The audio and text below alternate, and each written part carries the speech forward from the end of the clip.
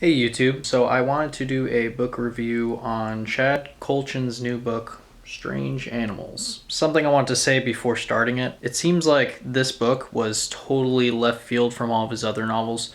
Most of his novels have a lot to do with relationships of humans. I think this book ultimately is totally and utterly different from all of his other books because he is, I guess, doing the philosophies of humans as opposed to the relationships of humans, if that makes sense. Mostly he talks about sex. This book, it didn't really seem like he was talking too much on that. Now, the book is split up into two different plot lines. There's James, which is a man who is heavily into Christianity. He's just really trying to find his place in the world in Christianity and live by God and for God. And it just seems like, he's trying to look for a relationship with a Christian girl of some kind. He's on Christian Mingle and he's always going to churches and stuff, and his pastor is always encouraging him to do better and things like that. And there's another person, which is Karen. Karen is actually a philosophy student. She's doing a dissertation for her PhD. What she's actually trying to accomplish is she wants to do a dissertation that's actually going to change the world. So in the process of doing that, she actually gets pregnant.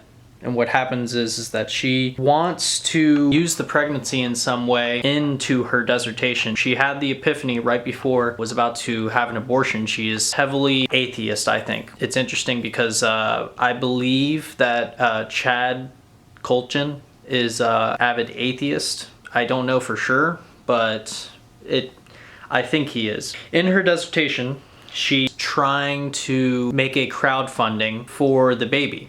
She believes that if $100 million is donated into this crowdfunding, she will keep the baby, the money into a trust fund for the baby, and the baby will live on their merry way and she will put up the baby for adoption. If the crowdfunding doesn't reach the $100 million, what she's going to do is have the abortion. The whole moral of the story is she's trying to prove that Christians aren't really pro-life and that they're just trying to control the bodies of females. That's her dissertation. Chad is heavily, I think, influenced by the philosophies of most people. Like, majority of the book has a lot to do with what the people view life as and what they sort of want to come about in life, and all of their philosophies. And every single character always has a paragraph right after they're introduced of what they believe throughout the entire book.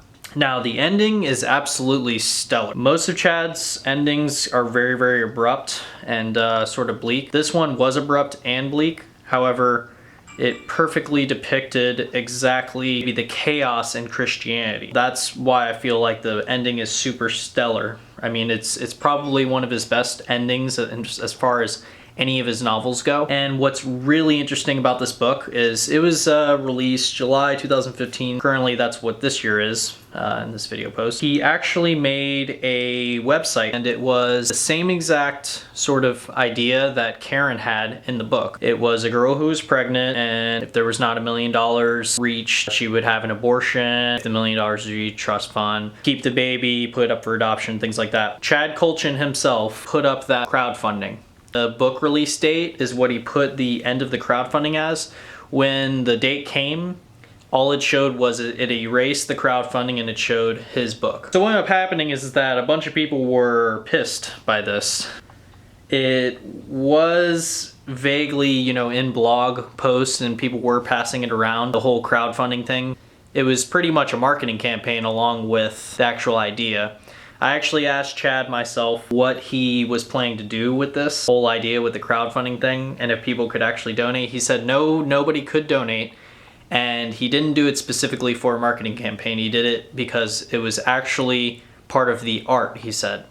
So Chad is actually a very noble writer, and he's actually really trying to make a statement into the philosophies of humans, even with this book and also in his marketing. Very interesting guy. He's really nice. So I would say, it's definitely a 5-star book.